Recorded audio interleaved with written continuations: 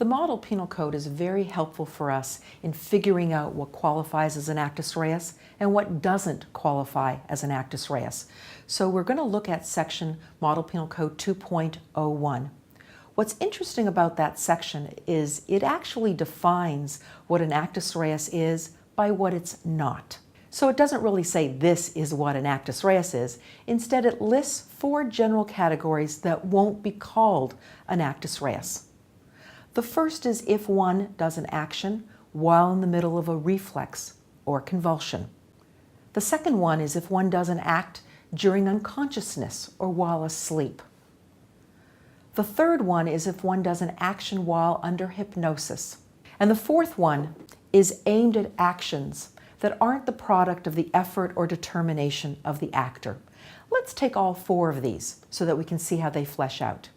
If our defendant did an action, like a battery as we talked about before, that is the product of a reflex or a convulsion, what the law says is you didn't do a legally sufficient actus reus. What would be the effect? It's a complete acquittal. The actus reus component of the crime is missing and the defendant is acquitted. Same is true for unconsciousness or sleep.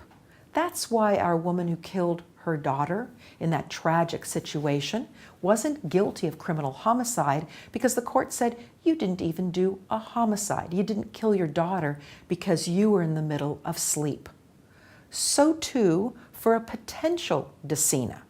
If it were decina's first seizure, without any knowledge that he was going to have a seizure later, then it would be a complete acquittal. Because the model penal code says is if you do an act while you're unconscious, then there's no legally sufficient actus reus. Section C is a little bit funny. It says that the defendant did not commit an actus reus while under hypnosis. The idea is that if the hypnotist gives a suggestion to the defendant doesn't have any free will and therefore shouldn't be blameworthy. So imagine the corny example of there's the hypnotist, there's the defendant, and there he is going to watch back and forth, back and forth. You are under my spell. I want you to go and steal clothing for me. So the model penal code says when our defendant goes and takes clothing and steals that clothing, that the defendant hasn't really done an actus reus sufficient for that theft. But not all states agree. There are a number of states that think if you do an act even while under hypnosis, it is actually a voluntary actus reus. Why is that? Because the literature says you really wouldn't do any crime that you in your heart don't want to commit. So there's a split in authority there.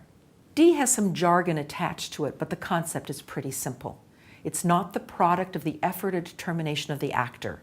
By that we mean if somebody were to grab the defendant's hand and force a gun into it and force the pulling of that trigger, well, that's not a sufficient actus reus because the defendant didn't have physical control over the action.